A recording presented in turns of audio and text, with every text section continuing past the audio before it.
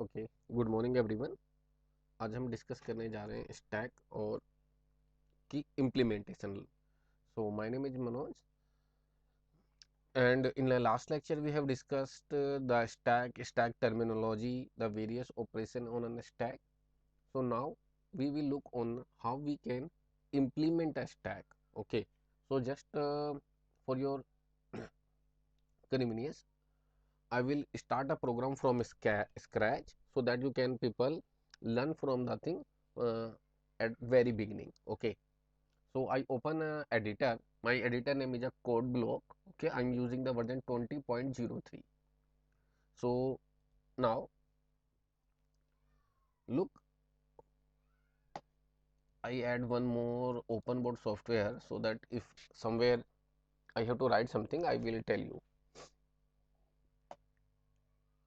So just consider we are using a stack with a size of 5. So we put the name of a stack, it's stk. हमने एक stack बनाते हैं, stack के declaration कैसे करेंगे, int stk. Okay, it is the size, and just for simplicity let's define the size is 5. We directly put a size of a stack is 5. Okay, now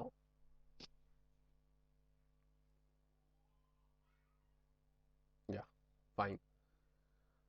तो एक stack बना दिया, और स्टैक के अंदर अगर आपको याद होगा तो हमारे पास क्या कंसेप्ट था कि स्टैक एक ये हमने अभी स्टैक बनाया, और स्टैक की स्टार्टिंग कंडीशन क्या थी, स्टैक की स्टार्टिंग कंडीशन क्या थी कि वो एम्प्टी होता है। ओके, यानी कि top equal to -1। Remember, top is the variable by which we access the element of a stack.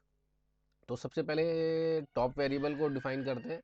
तो कैसे करेंगे टॉप वेरिएबल को, इंट टॉप इक्वल टू -1, ये काम कर लिया हमने। अब और फंक्शनैलिटी को आगे बढ़ाते हैं। दो फंक्शन जो इंपॉर्टेंट फंक्शन है, एक है पुश, एक है पॉप। तो दोनों को ही मेन के ऊपर डिक्लेयर कर रहे हैं और यहाँ पे ये दोनों फंक्शन जो हैं, जो डिक्लेरेशन है फंक्शन की, वो हम मेन से ऊपर करते हैं। This is informative statement regarding a function. तो हम फंक्शन बनाते हैं वॉइड, एक का नाम रखते हैं पुश जैसा कि उसका काम है, देन डिक्लेरेशन हो गई। दूसरे का नाम है वॉइड पॉप, और पॉप को भी हमने डिक्लेयर कर दिया। डिस्प्ले कराने के लिए एक फंक्शन शो भी रख लेते हैं, या डिस्प्ले भी नाम रख सकते हैं, वॉइड डिस्प्ले। यानी डिस्प्ले का क्या काम होगा, to display the element of a stack. हम स्टैक के एलिमेंट को देख सकें कि अभी एलिमेंट में कितने एलिमेंट हैं, कितने नंबर हैं, क्या क्या वो इंफॉर्मेशन है, क्या क्या डाटा उसमें अभी है। तो चलिए, अभी हमने कुछ स्टैक के बेसिक रिक्वायरमेंट को बना लिया। अब करना कैसे है, हम इसको मेन्यू ड्रिवन प्रोग्रामिंग से करेंगे। मेन्यू ड्रिवन प्रोग्रामिंग में क्या है, एक्चुअली में आपसे एक चॉइस पूछी जाती है कि आप अपनी चॉइस बताइए, और यूजर उस चॉइस को एंटर करता है। जब चॉइस एंटर करता है तो उसके अकॉर्डिंग ही उसके प्रोग्राम में ऑप्शन आते हैं कि 1 पे आप क्या करना चाहते हैं, 2 पे क्या करना चाहते हैं। तो आपके लिए ये स्टैक के साथ एक अच्छी लर्निंग एक्सरसाइज हो जाएगी कि आप ये भी समझ सकें कि किस तरीके से हम मेन्यू ड्रिवन प्रोग्रामिंग कर सकते हैं सी लैंग्वेज के। ठीक है, तो सी लैंग्वेज का ही बेसिकली सारा सिंटैक्स फॉलो कर रहे हैं। तो चलिए, सबसे पहले हम बात करते हैं कि किस तरीके से हम एक मेन्यू ड्रिवन प्रोग्राम बना सकते हैं। तो इसके लिए एक चॉइस वेरिएबल क्रिएट कर लेते हैं, CHOICE। ये एक वेरिएबल है जिसमें हम चॉइस को एंटर करेंगे कि हम क्या चॉइस रखना चाहते हैं। मैं पहले एक सिंपली आपको मेन्यू प्रिंट करके दिखाता हूँ। तो प्रिंटफ फंक्शन, और प्रिंटफ फंक्शन में हम सबसे पहले लिखते हैं, मान लीजिए /n। लाइन चेंज करने के लिए /n is use for a new line operator. और हम सबसे पहले करते हैं enter the number, enter the number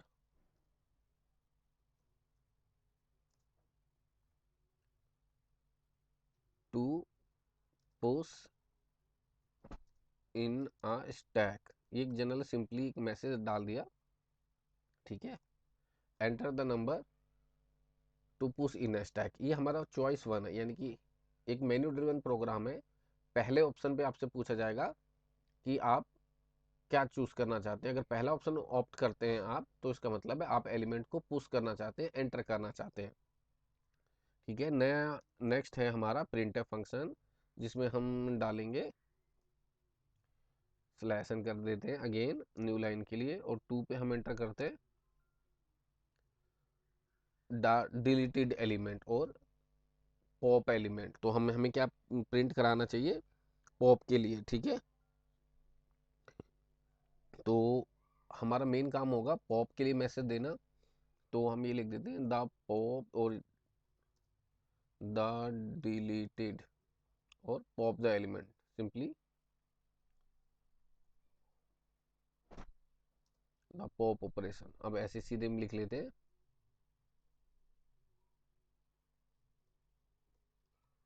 और अभी क्योंकि आपको सिर्फ ऑपरेशन ऑपरेशन दिखा रहे हैं, तो अभी एंटर एलिमेंट नहीं करते, यहाँ पे सिंपल लिख देते हैं पुश ऑपरेशन। ओके, हम और एलिमेंट, क्योंकि भी जस्ट मैं आपको पहले मेन्यू ड्रिवन प्रोग्रामिंग का मतलब समझा रहा हूँ, तो एक मेन्यू क्रिएट करके दिखा रहा हूँ, तो आसानी से the push operation,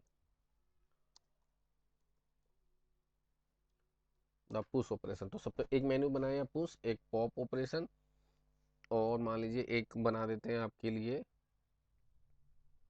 so display के लिए एक फंक्शन बना देते हैं, तो डिस्प्ले, तो प्रिंटफ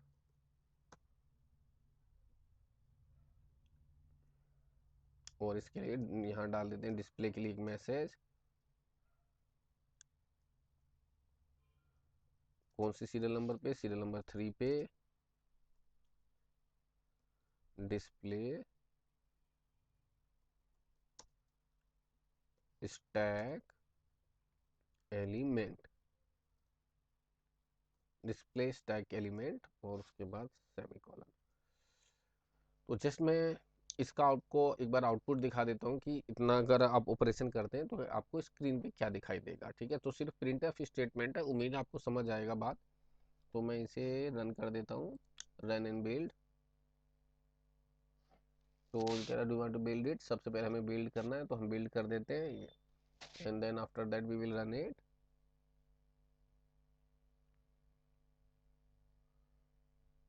ओके, सो आउटपुट आ गया the push operation, the pop operation, display. इस तरीके से जब आपसे कहा जाएगा तो ये आपका एक मेन्यू की तरह बन के आ गया कि ये आपका मेन्यू है यार। अब आपको ऑप्शन चूज करने हैं, तो ऑप्शन कैसे चूज करने हैं? फॉर एग्जांपल आप कहेंगे, हम आपसे कहेंगे enter the number for your choice, तो again printf, again slash n enter कर देते हैं on a new line, enter the number for your choice. आप अपनी चॉइस का नंबर एंटर कीजिए, this is the meaning. Okay, अब जैसे ही आप अपने चॉइस का नंबर एंटर करेंगे, ओके, जैसे ही आप अपनी चॉइस का नंबर एंटर करेंगे, वो वाला ऑपरेशन होगा, परफॉर्म होगा। अब वो ऑपरेशन कैसे परफॉर्म होगा? वो ऑपरेशन परफॉर्म होगा स्विच केस की मदद से। ठीक है, तो सबसे पहले आपके चॉइस का नंबर इंसर्ट करा लेते हैं। इसके लिए हमने एक चॉइस नाम से पहले ही एक वेरिएबल को बना लिया। ठीक है, तो अब ऑपरेशन कैसे लिखेंगे?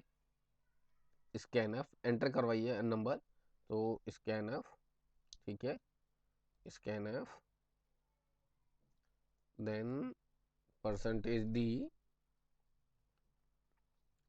सेमीकोलन, और चॉइस वाला वेरिएबल, चॉइस वाले वेरिएबल का नाम चॉइस ही है। ठीक है, और ये हमने रख दिया, और यहाँ पे ये प्रिंट हो गया। पहले डिस्प्ले हुआ ऑपरेशन, अब वो एंटर कर लिया। अब हम सिंटेक्स लगाते हैं स्विच केस का। तो स्विच केस का सिंटेक्स कैसे लगाएंगे? SWITCH, आपको स्विच कीवर्ड लिखना है। स्विच कीवर्ड के ब्रैकेट के अंदर आपको चॉइस वाला वेरिएबल डालना है। अगर आप मान लीजिए आपने चॉइस में डाला होगा 1, तो यहाँ पे 1 हो जाएगा ऑटोमेटिकली, चॉइस को रिप्लेस कर देगा वो वेरिएबल के नेम से। ठीक है, तो चॉइस वाला वेरिएबल, देन चॉइस को परफॉर्म करने के लिए चॉइस के अंदर करली ब्रेसिस आते हैं, और पहला केस आएगा, क्योंकि ये मेन्यू ड्रिवन प्रोग्राम है तो स्विच के अंदर केसेस होते हैं हर एक ऑप्शन के अकॉर्डिंग। पहला ऑप्शन पुश है तो पुश के लिए केस लिखेंगे, तो केस 1 कोलन, इस तरीके से। अब मैं सिर्फ यहाँ पे अभी पुश का ऑपरेशन नहीं लिख रहा हूँ, सिर्फ प्रिंट करा रहा हूँ ताकि आप समझ जाएं एक बार कि मेन्यू ड्रिवन प्रोग्रामिंग कैसे चल रही है। This is this is push operation. मैं एक मैसेज दे रहा हूँ, ठीक है, बात, ताकि आप बात समझ पाए। एंड कर दिया, और जैसे ही केस खत्म होता है हमें उसे ब्रेक करना पड़ता है ताकि उसके नेक्स्ट केस अपने आप ना स्टार्ट हो जाए। मैं इसकी भी वर्किंग समझाऊंगा। अभी केस 2 लिखते हैं, तो ये केसेस हैं जो स्विच केस के हैं। अगर आप थोड़ा सा और क्लियरिटी चाहते हैं तो आप सी लैंग्वेज की, जैसे मैंने बताया प्री रिक्वायरमेंट है, थोड़ा सा सी लैंग्वेज को ब्रशअप कर लीजिए। तो उसके केसेस लिख रहे हैं। अब केस 2 में हम यहाँ लिख देते हैं दिस इज पॉप ऑपरेशन, ठीक है। केस 3 कॉपी कर लेते हैं, केस 3, और केस 3 कहता है दिस इज डिस्प्ले। ओके, ठीक है, हमने तीनों केस बना दिए। और लास्ट केस मान लीजिए कोई मेन्यू में हम उसे 1 2 3 ही ऑप्शन दे रहे हैं और कोई नेक्स्ट केस एंटर कर दे। ओके, कोई ऐसा केस जो हमने ऑप्शन में दिया ही ना हो, तो उसके लिए ऑप्शन है डिफॉल्ट। ओके, DEFAULT, डिफॉल्ट, और डिफॉल्ट के बाद कॉलन लगाइए, और इसमें मैसेज डाल दीजिए कि आपने एक ऐसा केस एंटर कर दिया है जो कि ऑप्शन में नहीं है। तो हम इसे प्रिंट एफ कॉपी में करके और मैसेज डाल देते कि आपने इनवैलिड ऑप्शन एंटर कर दिया है, इनवैलिड ऑप्शन मान लीजिए, इस तरीके से, ठीक।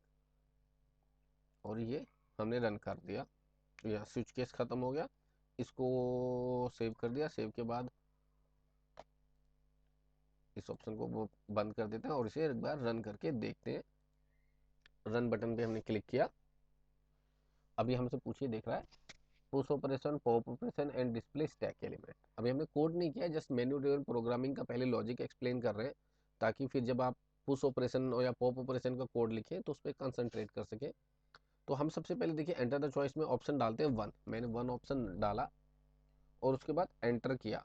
तो मैं वर्किंग समझाता हूँ। जैसे ही हम 1 ऑप्शन डालते हैं तो 1 चॉइस वेरिएबल में आ जाता है। चॉइस वेरिएबल के अंदर आने के बाद स्विच केस के अंदर हमने चॉइस वेरिएबल लिखा है, तो यहाँ पे मैच करता है। उसके बाद जहाँ जो भी केस होगा, अब चॉइस वेरिएबल की वैल्यू 1 है, तो आप ये समझ लीजिए स्विच केस के अंदर हमने 1 ऑप्शन डाला कि 1 को चलाओ, 1 को रन कराओ, 1 वाले केस को रन कराओ, ठीक है। जब 1 वाले केस को रन कराओ, ठीक है, ओके। तो ये 1 वाला केस आ गया। अब 1 वाले केस में एंटर होने के बाद 1 का जो भी केस होगा, तो केस 1 ही पहले 1 का केस है, इससे मैच कर गया। अब जैसे ये इससे मैच करेगा, केस 1 और केस 1 मैच कर जाएंगे, और मैच करने के बाद ये ऑप्शन रन कर जाएगा, क्योंकि केस 1 मैच होते ही this is push operation output screen पे आएगा।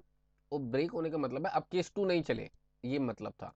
अगर ब्रेक नहीं लगाएंगे तो केस 2 चल जाएगा, और केस 2 में ब्रेक नहीं होगा तो केस 3 चल जाएगा, इस तरीके से। लेकिन हमने ब्रेक लगा दिया, इसका मतलब है केस 1 ही चले, तो दिस इज पुश ऑपरेशन चल जाएगा। अब इसमें जरूरी नहीं है कि आप केस 1 को भी पहले लिखें, केस 2 को भी पहले लिख सकते हैं, पर मैन्युअल ड्रिवन प्रोग्रामिंग में सीक्वेंस होना अच्छा है, तो हमने 1 को पहले लिखा है। अगर मान लीजिए आप चॉइस की जगह 2 डालते, तो केस 1, ये 1 ऑप्शन 2 से मैच नहीं होता, ये नहीं चलता, नीचे आ जाते। नीचे आने के बाद ये 2 वाला ऑप्शन इससे मैच कर गया, ओके। ये जब ऑप्शन मैच कर जाएगा तो ये वाला केस चल जाएगा, दिस इज पॉप ऑपरेशन, और ये रन कर जाएगा, एग्जीक्यूट कर जाएगा। इस तरीके से ये केस चल जाएगा, ठीक है, ओके। तो मैंने आपको थोड़ा सा स्विच केस की एक्चुअल वर्किंग को एक्सप्लेन कर दिया। अब बात करते हैं आगे फॉरवर्ड। तो इस तरीके से जब हमसे पूछा उसने चॉइस, तो हमने डाल दिया चॉइस 1, और चॉइस 1 डालने के बाद जैसे हमने एंटर किया तो देखिए दिस इज पुश ऑपरेशन यहाँ पे आ गया, दिस इज पुश ऑपरेशन।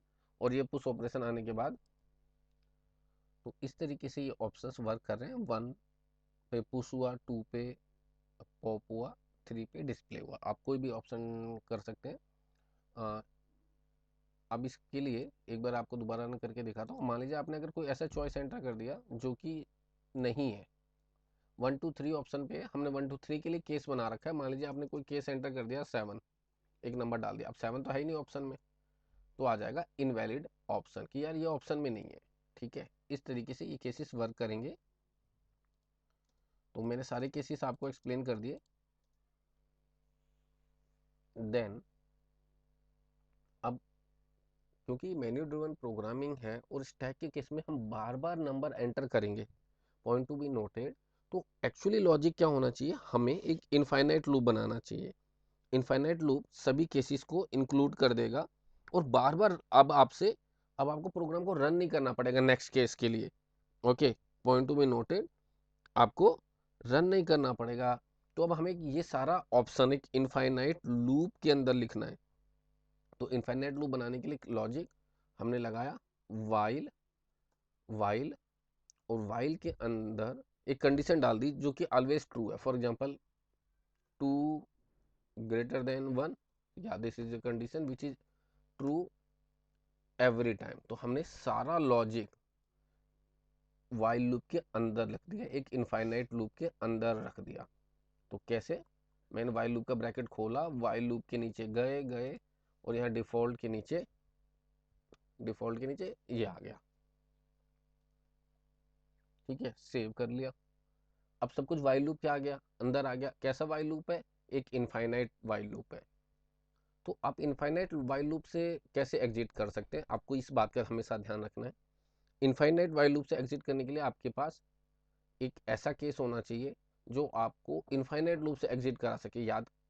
समझ के रखिएगा, ब्रेक है वो आपको स्विच केस से ही एग्जिट कराएगा, बट वाइल लूप से अगर आप एडमिट करना चाहते हैं, मतलब एग्जिट करना चाहते हैं, तो आपको एक केस बनाना पड़ेगा, केस 4। मान लीजिए मैं इसे केस नंबर 4 करता हूँ और इस पे फंक्शन लिखता हूँ एग्जिट होने का, एग्जिट। और इसमें एग्जिट में कोई आर्गुमेंट लेते हैं, जनरली मैं 0 आर्गुमेंट डाल देता हूँ। एग्जिट एक मेथड है जो कि प्रोग्राम को टर्मिनेट कर देता है एक्चुअल में। ठीक है, एक्चुअली टर्मिनेट कर देता है। तो मैंने एग्जिट फंक्शन लिखा, ठीक है। और एग्जिट फंक्शन के लिए भी एक केस बना देते हैं, यहाँ पे अप्रोप्रिएट केस का नाम लिख देते हैं, केस का नाम रख देते हैं नंबर 4, और नंबर 4 पे लिखते हैं एग्जिट प्रोग्राम। ठीक है, एग्जिट, एग्जिट प्रोग्राम। ओके,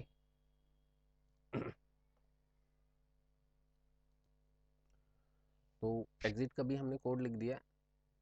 अब एक बार इसे रन कर लेते हैं वाइल लूप के अंदर, एग्जिट को ऑपरेशन को देख लेते हैं किस तरीके से ये परफॉर्म हो रहा है, और प्रोग्राम को रन करा दिया।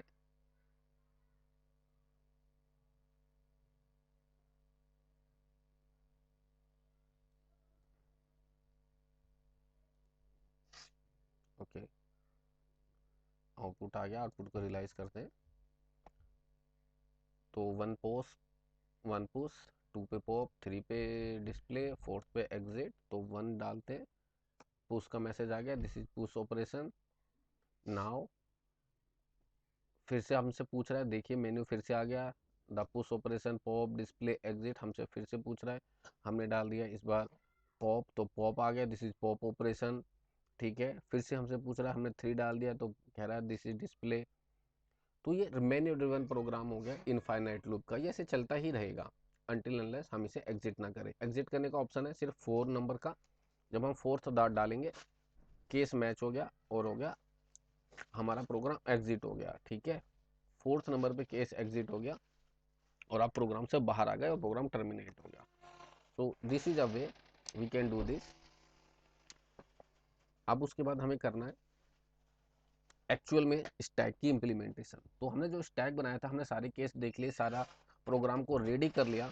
ठीक है, तो डिस्कस करते हैं अब एक्चुअल में स्टैक के ऑपरेशन को। तो स्टार्ट करते हैं हम अपना सिंबल टॉप को यूज करके, और सबसे पहला ऑपरेशन करते हैं बच्चे पुश ऑपरेशन। अब पुश ऑपरेशन में सबसे पहले हमें क्या है, अगर आपको याद होगा तो सबसे पहले हमें पुश ऑपरेशन में लिखा था चेक करना है। तो अब हम ये प्रिंट एफ के दिस इज पुश ऑपरेशन ये हटा देता हूँ, और एक्चुअल में जो पुश ऑपरेशन है उस पर बात करते हैं। तो पुश ऑपरेशन के अंदर क्या था, हम सबसे पहले साइज चेक कर रहे थे कि यार साइज की लोकेशन एक्चुअल में कहाँ पे है, यानी कितना खाली है कितना भरा हुआ है। कैसे चेक कर रहे थे, टॉप वेरिएबल की मदद से। तो अगर आपको याद होगा हमारा एरे, ये जो एरे है एक्चुअल में, ये देखिए 0 1 2, और क्योंकि हमारा एरे का साइज 5 है तो एक 3 और लास्ट में 4। तो कब हमारा एरे फुल होगा, जब टॉप की वैल्यू 4 हो जाएगी। Okay, point to be noted, जब टॉप की वैल्यू 4 हो जाएगी। तो अब हम कोड करते हैं इफ, पहले चेक कर लेते हैं इफ टॉप इक्वल टू 4। ठीक है, हमारे केस के अकॉर्डिंग तो क्या हो जाएगा, तो हमें प्रिंट करा देना चाहिए एक ही चीज कि ओवरफ्लो या stack is full. Printf printf stack is full, stack is full, ये मैसेज डाल दिया। ठीक है, स्टैक इज फुल। और अगर स्टैक फुल नहीं है एल्स, अब इस केस में हम अपना कोड लिखेंगे एल्स के अंदर। तो इसके कोड को लिखते हैं एल्स। Okay, else. अब सबसे पहले अगर स्टैक फुल नहीं है तो हम क्या कर सकते हैं, अपना नंबर अपना एलिमेंट स्टैक में एंटर करते हैं। तो printf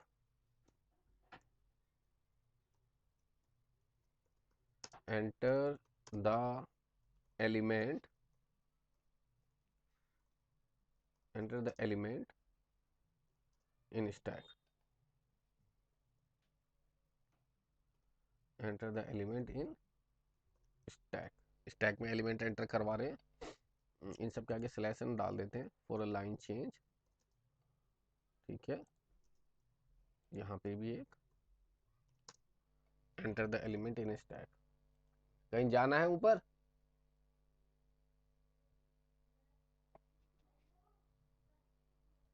sorry for disturbance, continue करते हैं। तो स्टैक इज फुल ये हमने एंटर कर दिया। देन एलिमेंट में enter the element in stack, और स्कैनएफ, स्कैनएफ के अंदर हमने फंक्शन डाला और हमें एक नंबर एंटर करना है। तो सबसे पहले एक वेरिएबल भी बना लेते हैं जिसमें हम नंबर एंटर करेंगे। तो मान लीजिए इंट एन, एन एक वेरिएबल है जिसमें हम वैल्यू को एंटर करेंगे। तो स्कैनएफ परसेंटेज डी, ठीक है, देन एड्रेस ऑफ एन। इस तरीके से हमने स्कैनएफ का सिंटैक्स कंप्लीट किया।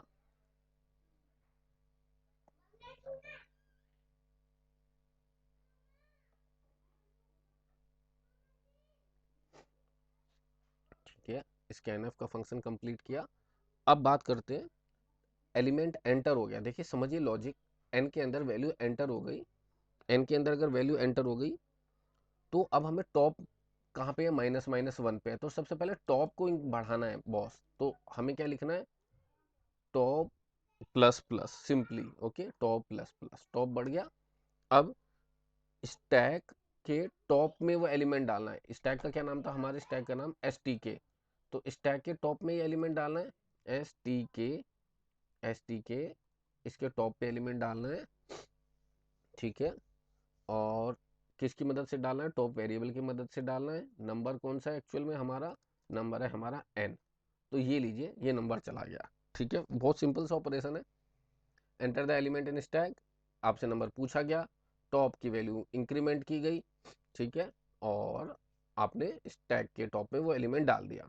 तब तक डालते जाएंगे जब तक कि स्टैक फुल नहीं हो जाता। अगर टॉप की वैल्यू 4 तक आ गई that's mean stack is full. तो ये आपका ऑपरेशन हो गया किसका, हमारा पुश का। अब हम बात करते हैं सिंपली पॉप का ऑपरेशन लिखते हैं, और हमने ये पुश का जो मेथड बनाया था, तो ये चाहें तो ये सारा ऑपरेशन पुश के अंदर डाल सकते हैं, पुश वाले फंक्शन के अंदर डाल देते हैं। तो लीजिए यहाँ पे आपका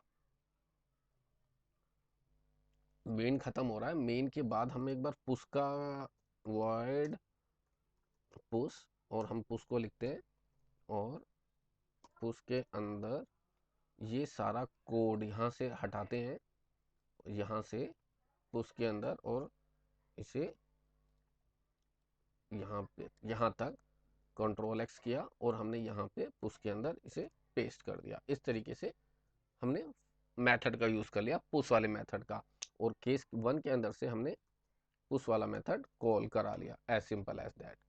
ठीक है, ये अब पुश का मेथड हो गया। इसी तरीके से पॉप का मेथड के लिए पॉप को यहाँ कॉल कर लेते हैं, पॉप वाले फंक्शन को, और पॉप वाले फंक्शन को कॉल करने के बाद चलिए यहाँ पे पॉप का कोड लिख देते हैं।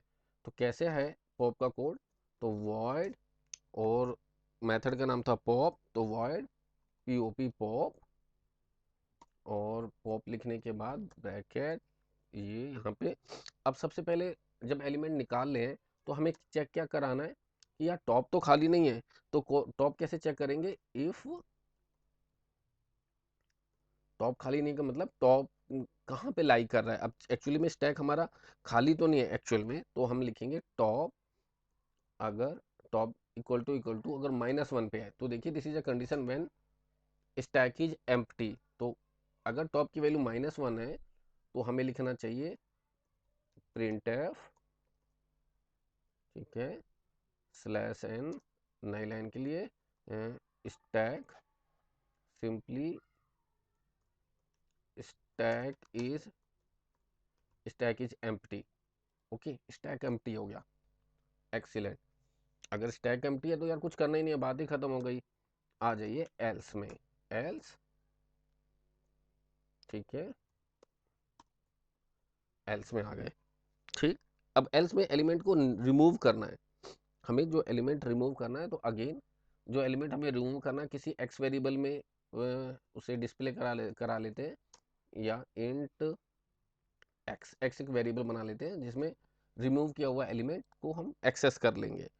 तो X equal to stack, S T K, stack का टॉप एलिमेंट TOP। ओके, अब स्टैक का टॉप एलिमेंट एक्स में चला गया, गॉट इट। हमें क्या करना है, टॉप को नीचे लेके आना है, तो टॉप माइनस माइनस टॉप नीचे भी आ गया, बस प्रिंट करा लीजिए एक्स को, तो प्रिंट एफ, और हम ये कह सकते हैं DELET, deleted element, deleted element is percentage, deleted element is %D। Okay, और कौन क्या नाम था उस एलिमेंट का, एक्स, हमने एक्स में वैल्यू ली थी एक्स, और सेमीकोलन। ठीक है, इस तरीके से हमने डिलीटेड एलिमेंट को प्रिंट करा दिया, गॉट इट, और सेव कर लिया। तो ये ऑपरेशन भी परफेक्टली चल जाएगा। देन हमने नेक्स्ट एलिमेंट बनाया है डिस्प्ले। अब डिस्प्ले में हम क्या करा रहे हैं, डिस्प्ले हम सारे के सारे स्टैक को प्रिंट कर रहे हैं। तो डिस्प्ले मेथड बनाते हैं पॉप के नीचे, वॉइड डिस्प्ले, डिस्प्ले मेथड बनाया, उसका ब्रैकेट। अब इसके अंदर भी सबसे पहले हम ये चेक करेंगे कि भाई डिस्प्ले करना चाह रहे हैं, डिस्प्ले करने से पहले चेक तो कर ले स्टैक खाली तो नहीं है। तो खाली होने में सेम कंडीशन है कि अगर टॉप की वैल्यू -1 तो नहीं है, अगर नहीं है तो इसका मतलब है कि उसके अंदर एलिमेंट है, एलिमेंट है तो उन्हें प्रिंट करा लेते हैं। तो प्रिंट कराने के लिए एक लूप चलाते हैं। अब लूप चलाने के लिए डेफिनेटली हम एक वेरिएबल बनाते हैं, टेम्परेरी वेरिएबल, जिसकी हेल्प से हम एक लूप एक्सेस करेंगे। तो वेरिएबल का नाम मान लेते हैं हम कोई आई। तो हम एक वेरिएबल बनाते हैं इंट आई, ठीक। अब आई को फॉर लूप के अंदर डिक्लेयर करते हैं, फॉर लूप फॉर। अब प्रिंट कैसे कराना ध्यान रखिएगा, टॉप का एलिमेंट पहले प्रिंट होना चाहिए, फिर उसके बाद नेक्स्ट नेक्स्ट नेक्स्ट। तो इस तरीके से हम फॉर लूप लगाते हैं, for I equal to top. अब जो भी टॉप की वैल्यू होगी वो आई में चली गई, और आई की value greater than equal to, क्योंकि जीरो से तो बड़ी होनी चाहिए, greater than equal to zero. इसका मतलब है अभी तक एलिमेंट है हमारे पास और टॉप को डिक्रीज करना है, आई माइनस माइनस। ये फॉर लूप बन गया। एल्स के अंदर इसको भी ब्रैकेट लगाते हैं इसके अंदर, और अब एलिमेंट प्रिंट करा लेते हैं। प्रिंट कैसे कराने हैं, PRINTF, print F. Print F करने के बाद स्टैक के जो एलिमेंट डिस्प्ले कराने हैं, हम सिंपली %d, ठीक है, और यहाँ पे जो नंबर है, नंबर कौन सा था, STK, और टॉप, TOP टॉप। हम इस तरीके से स्टैक के टॉप का एलिमेंट, और टॉप की वैल्यू आई वेरिएबल में है, सॉरी, तो आई वेरिएबल ही डायरेक्ट लिखते हैं। इस तरीके से हम नंबर प्रिंट करा लेते हैं, तो one by one number print होते चले जाएंगे स्टैक के। तो इसको सेव कर लेते हैं, सारे प्रोग्राम को।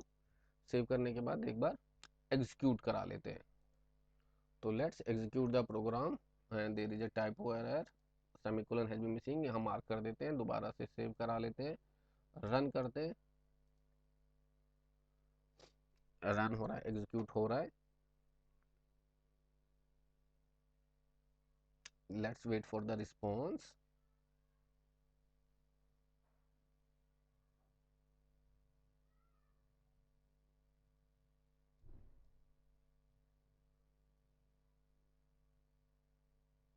Okay, now it's coming. It's taking little bit time.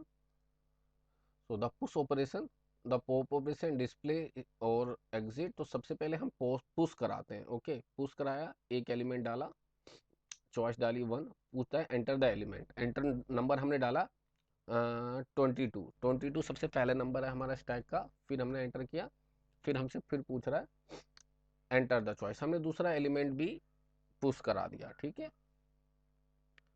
दूसरा एलिमेंट के लिए भी पुश कराया, तो चॉइस 1 ही किया, फिर एंटर डाला हमने 33, दो एलिमेंट डाल दिए। ओके, उसके बाद मान लीजिए दो एलिमेंट डाल दिए, अब रिमूव कराते हैं। पॉइंट टू बी नोटेड, दो एलिमेंट है, तो सबसे पहले हम चॉइस 2 को प्रेस करते हैं, एंटर किया, तो देखिए डिलीटेड एलिमेंट इज 33, सबसे टॉप का निकल गया।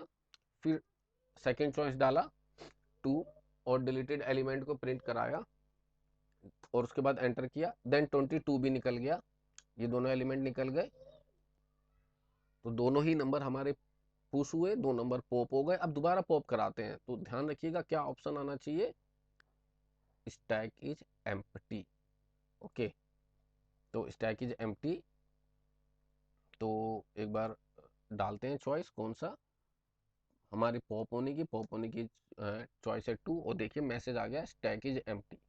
ओके, अब मान लीजिए फिर दो नंबर एंटर कराते हैं। 1 पे हमने पुश कराया 44, 1 दोबारा डाला डाला 55। अब दोनों एलिमेंट डिस्प्ले करते हैं। डिस्प्ले के लिए हमने चॉइस है 3, ठीक है, तो हमें एलिमेंट दिखाना चाहिए उसे, this is display operation. Okay, हमने डिस्प्ले ऑपरेशन वाला मैसेज ही कॉल कर दिया, वहां से डिस्प्ले को कॉल नहीं कराया। So let's call it display, nothing serious, DIS display method call कर रहा है, ये परफेक्टली कॉल कर रहा है, नो इशू इन दैट। तो हमने ऑपरेशन टेस्ट कर ही लिए हैं। मैं इसे एक बार enter your choice, exit operation और दिखा देता हूँ, फोर्थ ऑपरेशन, और फोर्थ ऑपरेशन डालते ही ये एग्जिट हो गया। तो हमने यहाँ पे डिस्प्ले कॉल किया था, डिस्प्ले को एक बार सेव करा देते हैं। डिस्प्ले में ऑपरेशन 1 बाय 1 एंटर हो जाएंगे, और 1 बाय 1 एलिमेंट डिस्प्ले हो जाएंगे। तो एक बार डिस्प्ले ऑपरेशन का और आपके सामने रन करा देता हूँ। तो this is a live coding दोस्तों, और स्पेशली इस पर्पज से बताई गई है कि आपको 1 by 1 each and every step समझ आए, किस तरीके से ये एग्जीक्यूट हो रही है, रन हो रही है। तो एक बार प्रोग्राम अंडर प्रोसेस है, अभी आउटपुट स्क्रीन आएगी आपके सामने। उसके बाद एक्सेस करते हैं हम एलिमेंट, तो ये आ गई। तो अगेन 1 पे हमने नंबर डाल दिया 44, 1 पे हमने नंबर डाल दिया 55, 1 पे हमने नंबर डाल दिया 66, 3 नंबर डाल दिए अब हमने। अब हम पॉप कर रहे हैं तो ओ सॉरी डिस्प्ले करा रहे हैं, डिस्प्ले का नंबर 3 है तो 3 पे डाला तो देखिए तीनों नंबर प्रिंट हो गए 65, 54, 55, 44। और किस ऑर्डर में प्रिंट हुए हैं? 65 पहले आया था, 55 उसके बाद में, 44 उसके बाद में। तो मैंने पुश, पॉप, डिस्प्ले और एग्जिट तीनों ही केस दिखा दिया आपको। तो this is a stack program. End करते हैं इस वीडियो को, और उम्मीद है आपको ये वीडियो अच्छी लगी होगी और आपको direct live implementation of stack समझ आया होगा। So thank you students, thank you for taking this class.